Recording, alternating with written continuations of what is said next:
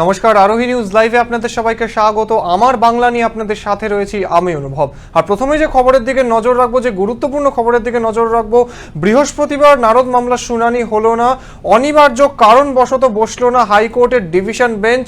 বিজ্ঞপ্তি দিয়ে জানায় কলকাতা হাইকোর্ট শুক্রবার এই মামলার শুনানি হবে। আপাতত জেলেই থাকতে হবে 4 জন হেভিওয়েটকে। আপাতত জেলেই থাকতে হবে 4 হেভিওয়েটকে। বৃহস্পতিবার হলো না নারদ মামলার শুনানি। কলকাতা হাইকোর্টের তরফে একটি বিবৃতি জারি করে জানানো হয়, অনিবার্য কারণবশত বৃহস্পতিবার হাইকোর্টে বসছে না ডিভিশন বেঞ্চ। শুক্রবার পুনরায় এই মামলার শুনানি হবে বলেই জানানো হয় হাইকোর্টের ডিভিশন বেঞ্চের তরফে। নতুন ডিভিশন বেঞ্চ করার বিষয়েও হাইকোর্টের রেজিস্ট্রার জেনারেলের কাছে আবেদন করা হয় মদন মিত্রের আইনজীবীর তরফে। আবেদন নাকচ করে জানানো হয় শুক্রবার একই বেঞ্চে নারদ মামলার শুনানি হবে। নারদ মামলায় নেতা মন্ত্রীদের জামিনের স্থগিতাদেশ পুনর্বিবেচনা নিয়ে বৃহস্পতিবার দুপুর 2টোয় হাইকোর্টে শুনানি হওয়ার কথা ছিল। বিচারাধীন বিষয় নিয়ে অবশ্য তেমন কোনো মন্তব্য করতে চাননি মুখ্যমন্ত্রী মমতা বন্দ্যোপাধ্যায়। বিচার ব্যবস্থার ওপর আস্থা রয়েছে বলেই জানান তিনি। ম্যাটার সাবজুডিস বলে আমি কিছু বলছি না, কিন্তু যা করেছে ওদের সাথে এ অন্যায়ের কোনো সীমা পরিসীমা নেই। আমি কোর্টের ব্যাপারে মন্তব্য করব না, কিন্তু এটা ডেলিভারেড পলিটিক্যাল ভ্যান্ডেটা। পলিটিক্যালি আমি বলবো এই কারণে, কোর্টের বাইরে as a political persons, as a government আমাদের ববি অনেক কাজ করে এবং ওদের ফুল টিম রাস্তায় নেমে কাজ করে। যে ছেলেটা নিজের ট্রায়াল দিয়েছে নিজের জীবনে, যখন কোভিডশিল্ড এসেছিল সে প্রথম নিজে ট্রায়াল দিয়েছে নিজের জীবনের রিস্ক নিয়ে। আর সেই ছেলেটাকে সহ, সুব্রতদা সহ এদের সবাইকে যে আটকে রাখা হয়েছে দিনের পর দিন, এর যোগ্য জবাব বিচারের বাণী আশা করি সঠিক বিচার করবে। বাট অনেকটা সময় কেটে গেল, 3-4 দিন ববি কাজটা করতে পারলো না, সুব্রতদা কাজটা করতে পারলো না, ফলে ডেড বডি জমেছে কিনা আমার খবর নিতে হবে। প্রসঙ্গত বুধবার 2.5 ঘন্টা ধরে চলে নারদ মামলার শুনানি। জামিন মেলেনি 4 হেভিওয়েট নেতাদের। বৃহস্পতিবারেও শুনানি না হওয়ায় আপাতত জেল হেফাজতেই থাকছে 4 হেভিওয়েট। ব্যুরো রিপোর্ট, আরোহী নিউজ। নারদা মামলা স্থগিতের বিষয়ে সুব্রত মুখোপাধ্যায়ের আইনজীবী মণিশঙ্কর চট্টোপাধ্যায়টি কি জানিয়েছেন শুনবো। আজকে মামলাটা নিতে পারত, ডিভিশন বেঞ্চটা অ্যাভেলেবেল ছিল অন্য আমাদের হাইকোর্টে, ফলে অল্টারনেটিভ ওয়ে তো ছিল, সেটা দিল না কেন সেটা আমার মাথায় ঢুকছে না। আর মামলাটা কেন উনি বসছেন না সেটাও আমরা জানি না। এখানে তার লিখে দেয়নি ও নোটিফিকেশনে যে what is the reason behind it not to sit. বসছেন না এইটুকু জানি, কেন বসছেন না সেটা জানি না। অল্টারনেটিভ ওয়ে ছিল অন্য কোর্টে মামলাটাকে শোনানোর জন্য একটা অ্যাসাইন করে দেওয়া, সেটা উনি করলেন না। ফলে সব মিলিয়ে মানুষের কাছে একটা বিরূপ প্রতিক্রিয়া যাচ্ছে এবং মানুষ জুডিশিয়ারির উপর অনেকটা অনাস্থা প্রকাশ করছে, তাদের ক্ষোভ প্রকাশ করছে। এটা আসতে পারে কালকে হয়তো মামলা হয়তো শুনে শেষ করলো না, বসতো না, সেটা একটা কারণ। আবার বসে হয়তো শেষ করলো না, সেটা হতে পারে। সেক্ষেত্রে কি হবে, শনি রবি ছুটি, আবার সোমবার, তার মানে আলটিমেটলি সোমবার গিয়ে দাঁড়াবে, সোম মঙ্গল দাঁড়াবে। তাহলে আলটিমেটলি 7 দিন 10 দিনে একটা যে কাস্টডিতে রাখার যে সিবিআই যে একটা ইচ্ছে, সেই ইচ্ছেটা ওদের পূরণ হবে। বিধায়ক শান্তনু সেন দেখা করতে আসলেন ফিরহাদ হাকিমের সঙ্গে। জেল সুপারের মধ্যস্থতায় কিছু ডকুমেন্টস তার কাছে পাঠানো হবে। ফিরহাদ হাকিম থেকেই কলকাতা পুরসভার কাজ, ফিরহাদ হাকিম জেলে থেকেই কলকাতা পুরসভার কাজ কর্ম পরিচালনা করছেন, এমনটাই জানালেন শান্তনু সেন। অন্য কারোর মতো অন্য কোনো কিছু নিয়ে ভাবিত নই। আমরা এখন কলকাতার মানুষকে করোনা থেকে রেহাই দেওয়া নিয়ে ভাবিত। আমি নিজে কলকাতা পৌরসভার বোর্ড অফ অ্যাডমিনিস্ট্রেশনের একজন করোনা অ্যাডভাইজার এবং আমাদের যিনি টিমের ক্যাপ্টেন তিনি ভিতরে থেকেও প্রতি মুহূর্তে তদারকি করার চেষ্টা করছেন।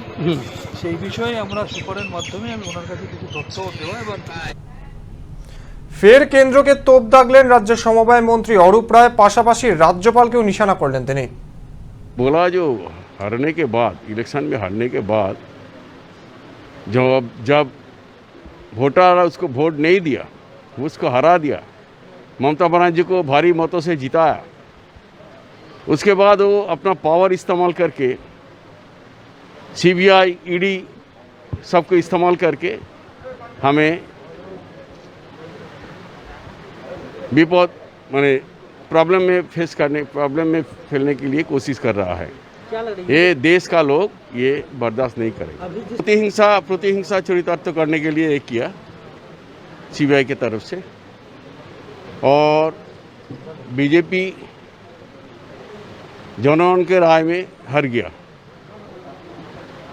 जनगण के वोट से परास्त हुआ। वो अभी अपना पावर दिखाता है सीबीआई को देके। ये ज़्यादा दिन नहीं चलेगा। देश का लोग, देश का जनता इसको बर्दाश्त नहीं करेगा। राज्यपाल जो है हर एक घटना की ट्वीट करके निंदा करते हैं, जानकारी देते हैं, इस पर क्या कहें? राज्यपाल बीजेपी लिए काम करता है। बीजेपी का वर्किंग प्रेसिडेंट जैसा काम करता है। उसको राज्यपाल पद से हटा के उसको बीजेपी का कोई पद देना पड़ेगा।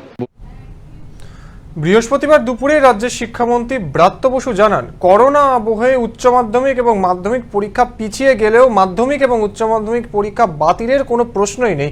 এই কোভিড পরিস্থিতিতে পরিকল্পনা মাফিক পরীক্ষা নেওয়া হবে। আমি তো বারবার করে বলছি, এটা অতিমারির সময়, যেটা পৃথিবীতে 100 বছর অন্তর একবার আসে।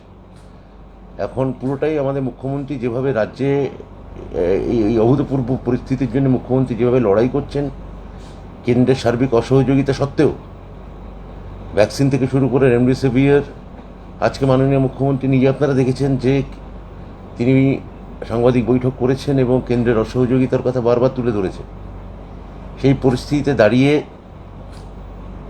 আমরা চেষ্টা করছি যে সংসদের সঙ্গে কথা বলে ওদের ভিউ নিয়ে তারপর শেষ অবধি মুখ্যমন্ত্রী কী বলেন সেইটা অনুযায়ী আমরা করতে, আমাদের এই এত যে পরীক্ষার্থী, এ ব্যাপারে আমাদের গভীর কনসার্ন আছে। তাদের কথা ভেবেই আমরা খুব দ্রুতই জানাবো।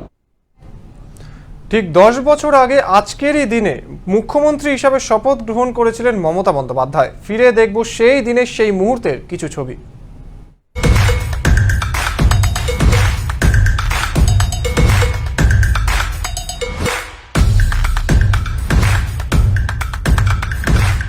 This is the historic moment. Everyone on their feet is clapping as Mamata Banerjee ascends the stage to be sworn in as Minister of Pension Narayan will be doing the honors. Everybody on their feet. Electrifying moment, really. Seen many swearing in, but this is certainly a little different from anything I've seen before. Anything that we have also seen to have touch up on. Mamata Banerjee going on the dais, being visited by the governor, and she will be coming and taking the oath any minute. There she goes, taking her oath. যে বিধি দ্বারা স্থাপিত ভারতবর্ষের সংবিধানের প্রতি আমি অকপট শ্রদ্ধা ও নিষ্ঠা পোষণ করিব। আমি ভারতের সার্বভৌমত্ব ও সংহতি রক্ষা করিয়া চলিব।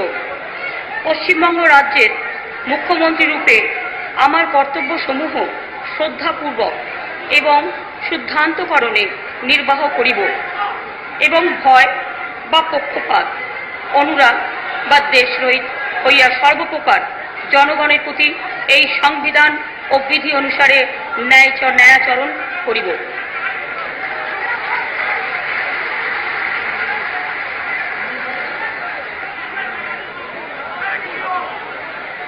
আমি মমতা ব্যানার্জি ঈশ্বরের নামে শপথ করিতেছি যে আমার নিকট বিবেচনার জন্য যে বিষয় আনিত হইবে অথবা পশ্চিমবঙ্গ রাজ্যের মুখ্যমন্ত্রী রূপে যে বিষয় আমি অবগত হইব, তাহা মুখ্যমন্ত্রী রূপে আমার কর্তব্য সমূহে যথোচিত নির্বাহের জন্য আবশ্যক না হইলে আমি প্রত্যক্ষ বা পরোক্ষভাবে কোনো ব্যক্তি বা ব্যক্তিসমূহের নিকট সঞ্চারিত বা ব্যক্ত করিব না।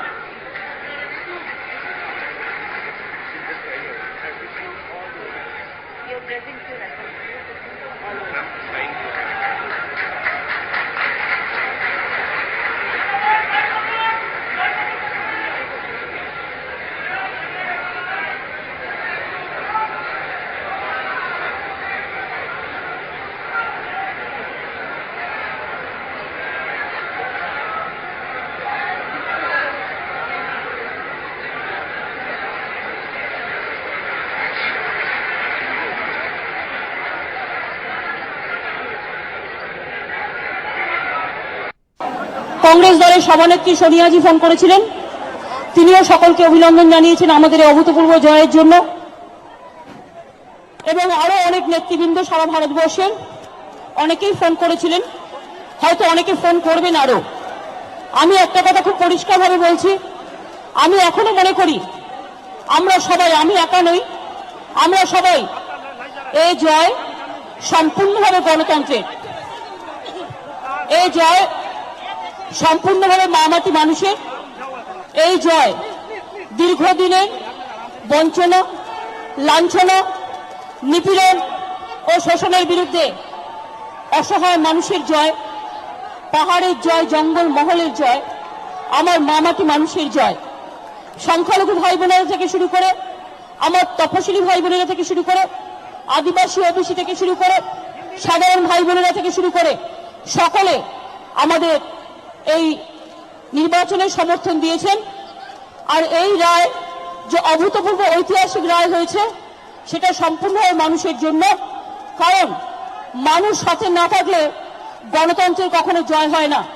আমি মনে করি 35 বছর বাদে বাংলার মাটিতে মানুষ নতুন করে স্বাধীনতা পেয়েছেন, মুক্তি পেয়েছেন। এই জয় গণতন্ত্রের জয়, এই জয় মামাটি মানুষের জয়। এবং এই জয় নিয়ে আমি সবাইকে আবেদন করব, সবাই যেন আমরা শান্ত থাকি, ইলেকশন কমিশনের সাথে সহযোগিতা করে, প্রশাসনের সাথে সহযোগিতা করে আমরা যেন চলি।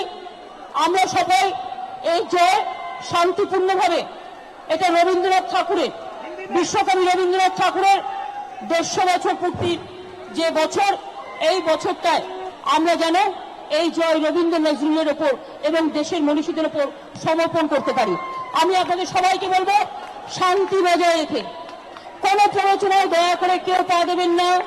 এই জয় মানুষের, সম্পূর্ণ জয় মানুষকে উৎসর্গিত করলাম আমরা, সম্পূর্ণ জয়। আমরা প্রতিশ্রুতি দিয়েছিলাম, আজও বলছি, আমরা মনে করি বাংলায় আমরা প্রতিষ্ঠিত করব সুশাসন।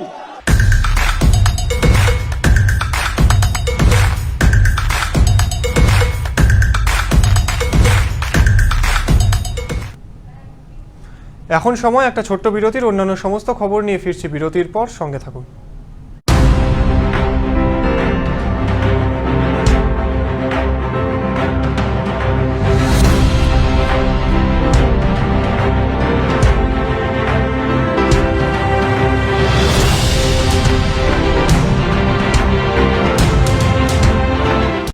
ভরসা আগেও ছিল, ভরসা এখনো আছে। উড়ানের স্বপ্ন পুরাণে আমরাই সেরা, আমরাই ভবিষ্যৎ।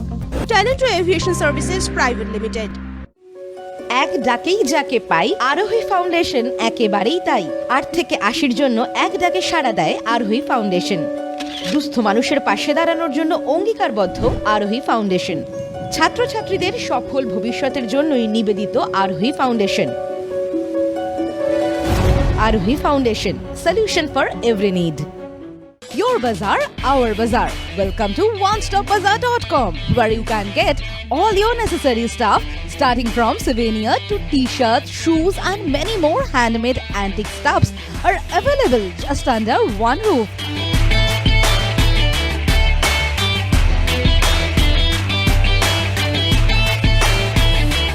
Our stores are available at airports like Kolkata, Guwahati, Imphal, Bagdogra, and you can also find us at City Center too. We are just one click away to serve your need. Visit onestopbazaar.com or www.onestopbazaar.com. Feel the Indiana.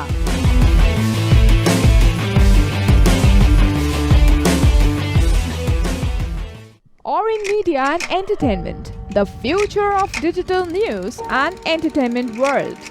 With evolving trends and rising popularity of the online market, our unique production will tick all the boxes in your playlist. We bring you binge-worthy videos that will blow your mind away. Something you just can't miss. Orin Media and Entertainment. Keep binging.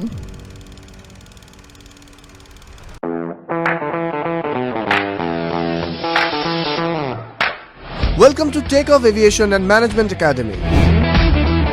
Takeoff is uniquely designed to train you, targeting towards soulful employment and aspirants wanting to join aviation, airport retail industry, banking, hotel and hospitality industry.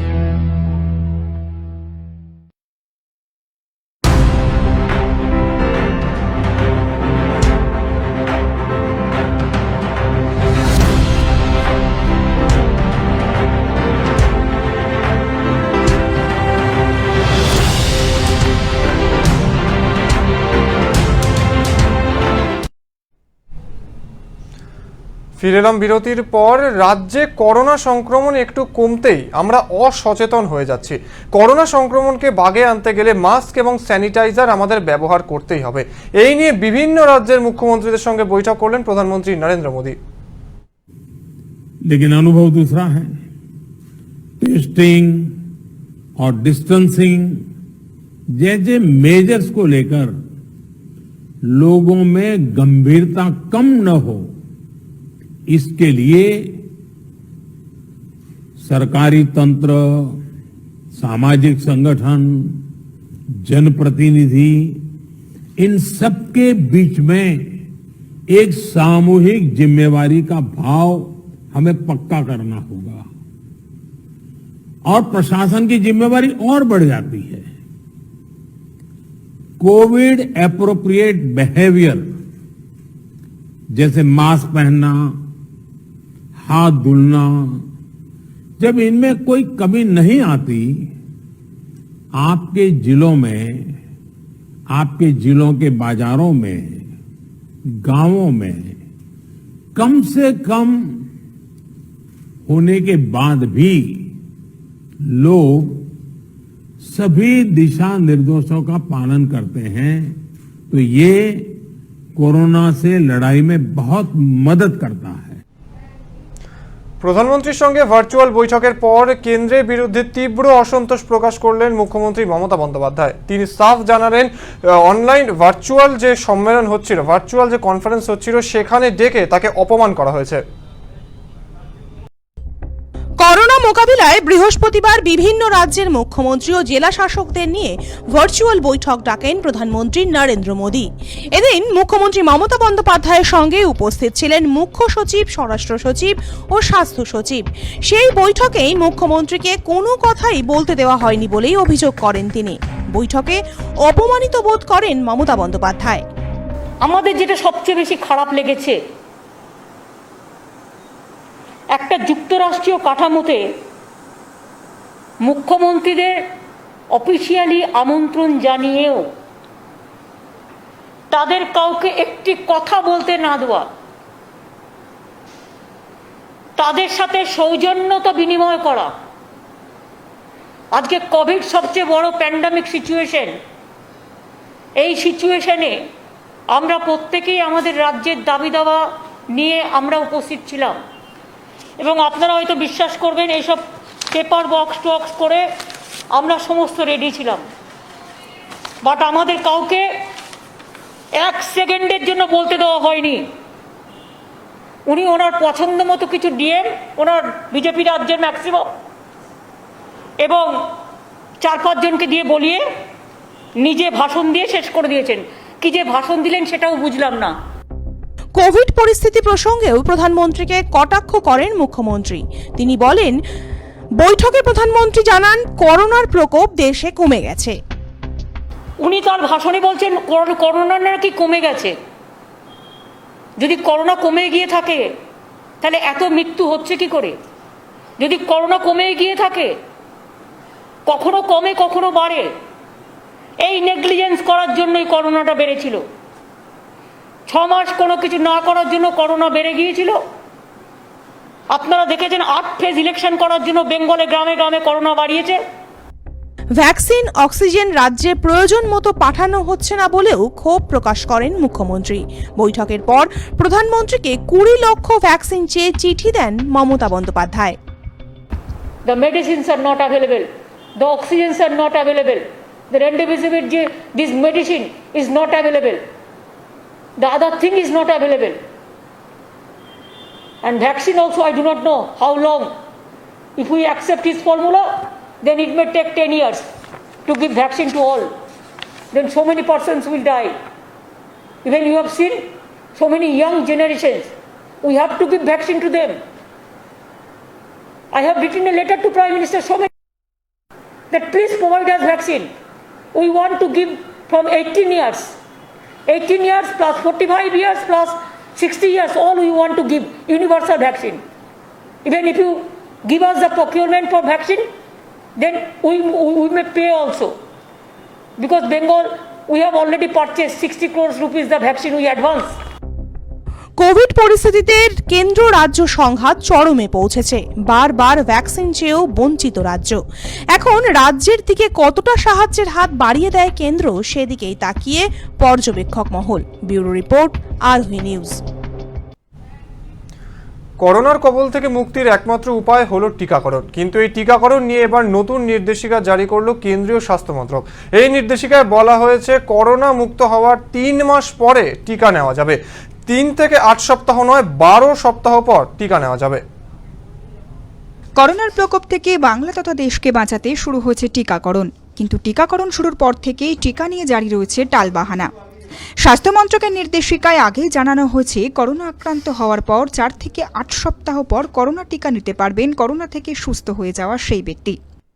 করোনার কবল থেকে মুক্তির একমাত্র উপায় হিসেবে জোর দেওয়া হয়েছিল টিকাকরণে, কিন্তু টিকাকরণ দ্রুত হারে চললেও দৈনিক সংক্রমণ ছড়িয়ে পড়ছে আগুনের ন্যায়। আর করোনা আক্রান্ত হয়ে সুস্থ হওয়ার প্রায় 3 মাস পরই টিকা নেওয়ার জন্য অনুমোদন দিয়েছেন কেন্দ্রীয় স্বাস্থ্য মন্ত্রক। স্বাস্থ্য মন্ত্রকের নতুন নির্দেশিকায় জানানো হয়েছে করোনা ভাইরাস থেকে মুক্ত হওয়ার 3 মাস পরই টিকা নিতে পারবেন সেই ব্যক্তি। এমনকি কেন্দ্রীয় স্বাস্থ্য দপ্তরের তরফ থেকে জানানো হয়েছে প্রথম ডোজ নেওয়ার পর করোনা আক্রান্ত হলে সুস্থ হওয়ার 3 মাস পরই টিকা নেওয়ার জন্য উপযুক্ত। সেক্ষেত্রে স্বাস্থ্য মন্ত্রকের তরফ থেকে জানানো হয়েছে টিকাকরণের পর কোনো রকম শারীরিক অসুস্থতার কারণে হাসপাতালে ভর্তি করা হতে পারে সেই ব্যক্তিকে। করোনা মোকাবিলায় সব রকম সাহায্যের আশ্বাস দেওয়া হয়েছে কেন্দ্রের তরফে। কিন্তু কেন্দ্রীয় স্বাস্থ্য মন্ত্রকের নতুন নির্দেশিকার ফলে দ্বন্দ্বে করোনামুক্ত মানুষ থেকে আরম্ভ করে আমজনতার একাংশ। ব্যুরো রিপোর্ট, আরোহী নিউজ। একে করোনায় রক্ষে নেই, এবার ধেয়ে আসছে ঘূর্ণিঝড় ইয়াস।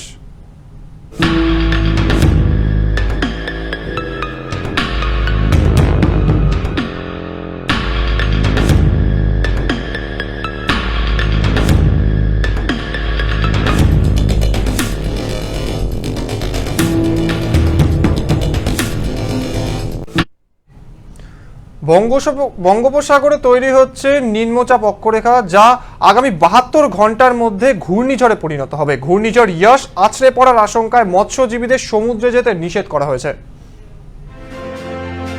বঙ্গোপসাগরে যে নিম্নচাপ অক্ষরেখা তৈরি হয়েছে তার ভয়াবহতা আমফানের মতো হবে কিনা সেই নিয়ে এখনই কিছু জানাতে নারাজ মৌসুম ভবন। দিল্লি মৌসুম ভবনের আধিকারিক সুনিতা দেবী, যিনি এই আগাম ঘূর্ণিঝড়ের উপর নজর রাখছেন, তিনি জানিয়েছেন দ্রুতই বঙ্গোপসাগরের উপর আবহাওয়ার পরিবর্তন হচ্ছে। সমুদ্র উপকূলবর্তী এলাকায় আবহাওয়ার রুক্ষ থেকে অতি রুক্ষ হওয়ায় মৎস্যজীবীদের আগামী 24শে মে থেকে বঙ্গোপসাগরে যেতে নিষেধাজ্ঞা জারি করা হয়েছে। এপ্রিল মে প্রাক বর্ষার এই 2 মাস ঘূর্ণিঝড় পূর্ব এবং পশ্চিম উপকূলে শক্তি সঞ্চয় করছে। আগামী শনিবার বঙ্গোপসাগরের উপর তৈরি হবে ঘূর্ণিঝড় ইয়াস, যা ক্রমশ বাংলা ও ওড়িশা উপকূলের দিকে অগ্রসর হবে।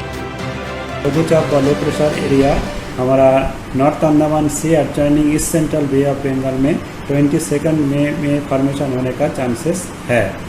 ये 22 मई में फॉर्मेशन होने का बाद ये ग्रेजुअली फिर इंटेंसिफाई होगा और विद इन 72 आवर्स 22 मई से फिर सब्सिक्वेंट 72 आवर्स में ये साइक्लोनिक स्टॉर्म बनने का चांसेस है। और ये मूवमेंट इसका नॉर्थ वेस्ट वर्ड रहेगा और वेस्ट बंगाल उड़ीसा कोस्ट का पास में अराउंड 26 मई इवनिंग इसका आने का चांसेस है। আগামী বুধবার ঘূর্ণিঝড় ইয়াস হয়তো আছড়ে পড়তে পারে। এই আশঙ্কায় মৎস্যজীবীদের সমুদ্রে যেতে নিষেধাজ্ঞা জারি করা হয়েছে। সোমবারের পর থেকেই ধীরে ধীরে আবহাওয়ার পরিবর্তন হতে পারে। দক্ষিণবঙ্গের উপকূলবর্তী জেলাগুলিতে প্রবল বৃষ্টির সম্ভাবনা রয়েছে। ব্যুরো রিপোর্ট, আরোহী নিউজ। বিগত 70 বছরে তাপমাত্রার রেকর্ড পতন হলো দিল্লিতে। তাপমাত্রা নেমে দাঁড়ালো 23.08 ডিগ্রি সেলসিয়াসে, যা স্বাভাবিকের থেকে 16 ডিগ্রি কম। তত্ত্বের প্রভাব এবার দিল্লিতেও। বিগত 70 বছরে রাজধানীতে তাপমাত্রা নামল 23.08 ডিগ্রি সেলসিয়াস, যা স্বাভাবিকের তুলনায় প্রায় 16 ডিগ্রি নিচে। ইন্ডিয়ান মেট্রোলজিক্যাল ডিপার্টমেন্ট জানিয়েছে, ঘূর্ণিঝড় তাক্তের জেরে দিল্লিতে তাপমাত্রা সর্বোচ্চ পারদ নিম্নমুখী, যা বিগত 70 বছরে রেকর্ড পতন। বৃহস্পতিবার সন্ধে পর্যন্ত শহরের বিভিন্ন অংশে বৃষ্টি চলবে। সফদরজং হাওয়া অফিসের তরফেও একই বিজ্ঞপ্তি জারি করা হয়েছে। সফদরজং শহরের সর্বোচ্চ তাপমাত্রা থাকবে 25.7 ডিগ্রি সেলসিয়াস, যা স্বাভাবিকের তুলনায় 15 ডিগ্রি কম। সর্বনিম্ন তাপমাত্রা 20.02 ডিগ্রি সেলসিয়াস। এমনকি দিল্লিতে বর্ষার সময়ও বৃষ্টির ধারাবাহিকতা বজায় থাকবে ঘূর্ণিঝড় তাক্তের প্রভাবে। ব্যুরো রিপোর্ট, আরোহী নিউজ।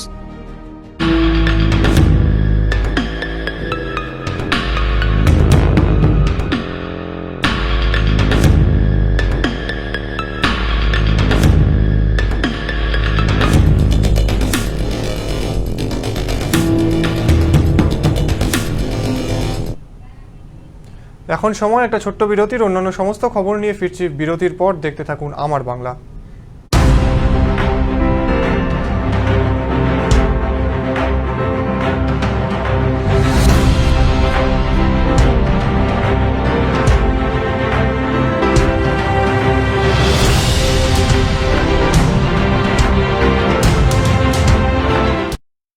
ভরসা আগেও ছিল, ভরসা এখনো আছে। উড়ানের স্বপ্ন পুরাণে আমরাই সেরা, আমরাই ভবিষ্যৎ। Talento aviation services private limited. Wanna fly? Step towards 3 steps. Where we are different. World-class infrastructure, experienced faculties, hygienic atmosphere. We take all necessary precautions against COVID-19. Meet the aviation professionals and build your dream career with 3 Steps Aviation. 3 Steps Aviation! Hip-hip! Hooray! Hip-hip! Hooray!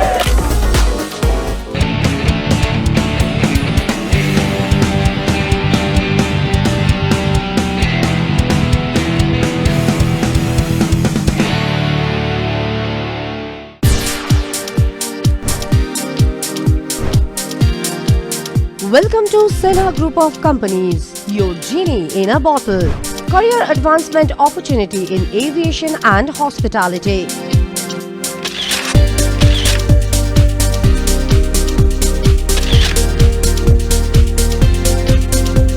Organic farming, evolving science of India's healthy future. Digital marketing of the next generation. Income tax consulting and other legal services. Home furnishing and decor, bringing your dream house delight.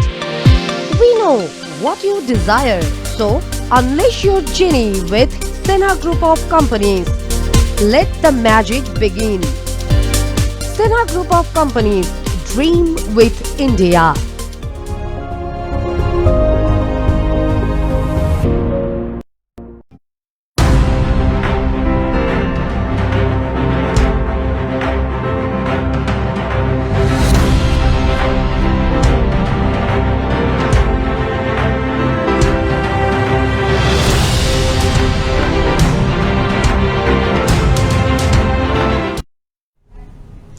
প্রণয় ঘটিত সম্পর্কের জেরে বিবাহিত মহিলা এবং তার সন্তানকে বাড়িতে নিয়ে আসায় ছেলেকে ধারালো অস্ত্র দিয়ে গলা কেটে খুন করল তার বাবা। প্রণয় ঘটিত সম্পর্কের জেরে সন্তানসহ বিবাহিতা মহিলাকে বাড়িতে নিয়ে আসায় ছেলের গলা কেটে খুন করে থানায় আত্মসমর্পণ করলেন বাবা। জানা গেছে, হায়দার মল্লিক নামে 19 বছরের এক যুবক নোদাখালী থানা এলাকার চণ্ডীপুরের বাসিন্দা এক মহিলার প্রেমে পড়েন, কিন্তু ওই মহিলা বিবাহিতা ছিলেন এবং যার 1.5 বছরের একটি সন্তানও ছিল। নিজের চেয়ে বয়সে বড় ওই মহিলাকে মঙ্গলবার বাড়িতে নিয়ে চলে আসায় হায়দারের বাবা সমীর মল্লিক ভীষণ রেগে যান। বিষয়টি পুলিশ পর্যন্ত গড়ায়, কিন্তু আজ সকালে হায়দারের সঙ্গে তার বাবার ওই সম্পর্ক সংক্রান্ত বিষয়ে কথা বলতে গিয়ে বিবাদ চরমে ওঠে। পার্শ্ববর্তী একটি মাঠে ওই যুবককে নিয়ে গিয়ে পিতা সমীর মল্লিক ধারালো অস্ত্র দিয়ে নিজের ছেলের গলা কেটে খুন করে পরে বজবজ থানায় গিয়ে আত্মসমর্পণ করেন।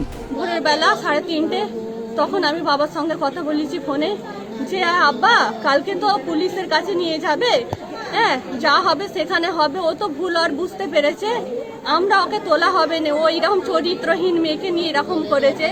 এবারে আমার আব্বা কাঁদতেছে, বলতেছে আমি কি করে মুখ দেখাবো, কোনোদিন কেউ আমাকে পাড়াই বলতে পারবে, কোনো কথা নিয়ে শোনাতে পারবে?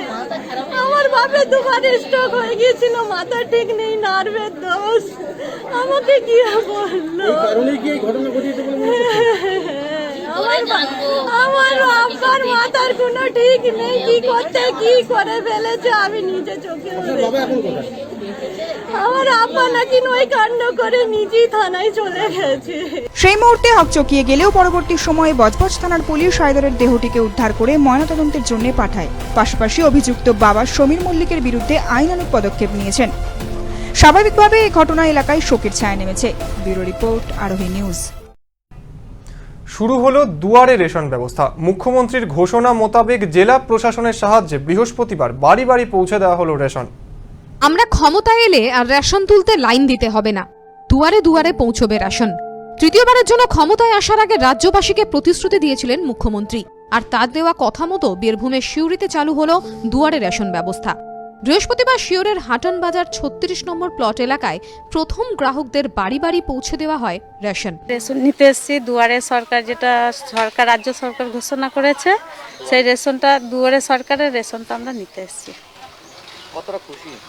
আমরা খুব খুশি, ঘরের দুয়ারে এসছে, খুব খুশি। কি করতে হতো আগে? কি মানে আমাদের আগে রেশনের দোকানে গিয়ে একটু লাইন দিতে হতো, তার জন্য আমাদের ঘরে দুয়ারে দুয়ারে এসছে, আমাদের ঘরের সামনেই এসছে। এটা তো আমরা খুব আনন্দ, সবাই আমরা দূরত্ব বজায় রেখে আমরা রেশনটা নিচ্ছি, এতে সবাই খুশি। কারণ যেতে হচ্ছে না রেশনের কাছে, দূরত্ব আর বাইরে যেতে বারণ করছে সরকার, যেহেতু সেটা ঘরের সামনে আমরা পেয়ে যাচ্ছি, তাড়াতাড়ি নিয়ে আমরা বাড়ি ঢুকে যাবো। এবারে মুক্তি পাওয়ার জন্য তো আমরা সবাই মাস্ক ব্যবহার করছে, স্যানিটাইজার ব্যবহার করছি। অন্যদিকে জেলা খাদ্য দফতরের আধিকারিক সহ নগর নিগমের খাদ্য দফতরের মেয়র পরিষদ অমিতাভ বন্দ্যোপাধ্যায় ও স্থানীয় কাউন্সিলর মানস রায়ের হাত ধরে দুর্গাপুরে শুরু হলো দুয়ারে রেশন ব্যবস্থা। বৃহস্পতিবার 80টি বাড়িতে পৌঁছে দেওয়া হয় রেশন। পাশাপাশি এই প্রকল্পকে আরো এগিয়ে নিয়ে যাওয়ার পরিকল্পনা করা হচ্ছে বলেও জানান তারা। মুখ্যমন্ত্রী মমতা বন্দ্যোপাধ্যায় নির্বাচনের আগে ঘোষণা করেছেন দুয়ারে রেশন পৌঁছে দেওয়ার জন্য, তারই আজকে সূচনা করা হলো। উনি এক মাসও হয়নি আজকে মুখ্যমন্ত্রী চেয়ারে বসেছেন, কিন্তু অলরেডি কাজ শুরু করে দিয়েছেন। এটা মানুষের কাছে পরিষেবা পৌঁছে দিলাম আমরা, এইটা সূচনা হলো আজকে। এটা আমার ওয়ার্ড 32 নম্বর ওয়ার্ড থেকে সূচনা হলো দুর্গাপুরে এই প্রথম। কতজন কাজকে দেওয়া? এখানে 80 জনের মতন অ্যারেঞ্জমেন্ট আমরা প্রথম দিন করেছি উদ্বোধন যেহেতু, এবং টোটালি 30 জন দেওয়া শুরু হয়ে গেছে, আরও কিছু আসছে তাদের দেওয়া শুরু হবে, এবং আগামী দিনে কিভাবে দেওয়া হবে সেটা এই রেশন অফিসের সাথে আমাদের এমআইসি রয়েছেন এবং আমরা থেকে সেইভাবে সিদ্ধান্ত নেব। করোনা পরিস্থিতিতে হাতের নাগালে রেশন পেয়ে খুশি সকলেই। রাজ্যের এই প্রকল্পের ফলে অনেকেই উপকৃত হবেন। ব্যুরো রিপোর্ট, আরোহী নিউজ। পেটের জ্বালা বড় জ্বালা, এই চলতি কথারই এক ভয়ঙ্কর চিত্র দেখা গেল ধূপগুড়িতে। সেখানে কুকুরদের খাবার চেয়ে খেতে দেখা গেল এক শ্রমিককে। এটা কি মানুষের খাবার? করোনা পরিস্থিতিতে মানুষের পাশাপাশি চারপেইদের দিকেও সাহায্যের হাত বাড়িয়েছেন ধূপগুড়ির এক পশুপ্রেমী সংগঠন। প্রত্যেক দিনের মতো বৃহস্পতিবারও ওই সংস্থা ষাঁড়মেয়দের খাবার খাওয়াতে আসে। সেই সময় এমনই এক প্রশ্ন করেন কয়েকদিন ধরে না খেয়ে থাকা এক শ্রমিক। খিদের তাড়নায় ষাঁড়মেয়দের খাবারই চাইছেন তিনি। তবে প্রথমে সদস্যরা ইতস্তত বোধ করলেও পরে সেই খাবারই তুলে দেন তাঁর হাতে। এই মুহূর্তে আমরা যখন ধূপগুড়ি সুপার মার্কেটের ভেতর দিয়ে যাচ্ছিলাম এবং সেখানকার যে কুকুরগুলো আছে সেগুলো খাবার দিচ্ছিলাম, সেই মুহূর্তে একজন লোক এগিয়ে আসেন এবং উনি জিজ্ঞেস করেন খাওয়া কি শুধু কুকুরদের দেওয়া হচ্ছে না মানুষদেরও? আমরা বললাম কুকুরদের দেওয়া হচ্ছে। তারপর উনি আবার 2-4 বার বললেন, উনি খাইতে চাইলেন। তারপর অনেক ইতস্তত বোধ করার পর আমরা তাকে খাবার দিলাম, কারণ খাবারটা যে ছিল, খাবারটা যদিও কুকুরের জন্য তৈরি করা ছিল, কিন্তু খাবারটা খুব ভালো ছিল, কারণ আমি সেই মুহূর্তে সেখানে ছিলাম যেখানে খাবার তৈরি হচ্ছিল, সেগুলো মানুষও খেতে পারত। ক্ষুধার্ত ওই ব্যক্তির আর্থিক অবস্থা চরম সংকটে বলে জানা গিয়েছে। এই অবস্থায় অসহায় ব্যক্তির পাশে দাঁড়ানোর চেষ্টা করবে এই সংস্থা, এমনটাই তারা জানিয়েছেন। ব্যুরো রিপোর্ট, আরোহী নিউজ। চিন্তার ভাঁজ ক্রমশই চওড়া হচ্ছে তাঁত শিল্পীদের কপালে। গত বছরের পর ফের এবছর লকডাউনের সম্মুখীন হওয়ায় মাথায় হাত পড়েছে তাদের। এই অবস্থাতে তারা সরকারি হস্তক্ষেপের আবেদন জানাচ্ছেন। করোনা পরিস্থিতি এবং লকডাউনের জেরে মুখে ভাত উঠছে না তাঁত শিল্পীদের। অসম বাংলা সীমান্তের মানসাই এলাকার দেবগ্রামবাসীদের প্রধান জীবিকা তাঁত। সেখানে প্রায় 1,500 পরিবার তাঁতি শিল্পীর বাস। মূলত অসমের জাতীয় পোশাক মেখেলা তৈরি করেন তারা। 20 সালের করোনা শুরু থেকেই ব্যবসা ধুঁকছে, এমনটাই জানাচ্ছেন সেখানকার শিল্পীরা। পাশাপাশি অসম থেকেও এই মেখলার চাহিদা কমেছে বলে জানাচ্ছেন শিল্পীরা। অন্যদিকে সুতোর দাম বৃদ্ধি পাচ্ছে, তৈরি করা কাপড় পড়ে রয়েছে বাড়িতেই, অগত্যা এক প্রকার ক্ষতিতেই বিক্রি করতে হচ্ছে বলে জানাচ্ছেন সেই শিল্পীরা। লকডাউনের জন্য বিশাল ক্ষতি হয়ে গেছে। আমরা তাঁতের কাজ করে সারা বছর খাই, এখন লকডাউনের জন্য কাপড় চলতেছে না। আসামে ট্রেন ব্যবস্থা, বাস ব্যবস্থা সেরকম নেই। আসামের দোকানপাট বন্ধ হওয়াতে আমাদের কাপড়গুলো চলতেছে না। এখন আমাদের অবস্থা খুবই খারাপ। তাই আমাদের একটাই তাঁত শিল্পে যত শ্রমিক আছে, আমাদের একটাই অনুরোধ, রাজ্য সরকার বা কেন্দ্র সরকার আমাদের যদি কিছু আর্থিক সাহায্য করে তাহলে আমাদের ভালো হবে। আমরা খুব দশার মধ্যে আছি, আমাদের সংসার এখন চলতেছে না। সারা বছর কি এই কাজের সাথে যুক্ত থাকেন? হ্যাঁ, আমরা সারা বছর এই কাজের উপর যুক্ত আছি। আমরা সারা বছর এই কাজ করে আমরা জীবিকা নির্বাহ করি, কিন্তু বর্তমানে লকডাউনের জন্য আমাদের কাজ সব বন্ধ হয়ে গেছে। আমাদের অবস্থা এখন খুব খারাপ হয়ে গেছে। এই অবস্থায় তারা সরকারি সাহায্য চাইছেন। কিভাবে সংসার টানবেন এই চিন্তায় ঘুম উড়েছে শিল্পীদের। ব্যুরো রিপোর্ট, আরোহী নিউজ। আমার বাংলা এখন এই পর্যন্তই। প্রতি মুহূর্তের খবরের আপডেট পেতে এখনই সাবস্ক্রাইব করুন আরোহী নিউজের ইউটিউব চ্যানেলকে এবং লাইক করুন আরোহী নিউজের ফেসবুক পেজকে। সঙ্গে থাকুন।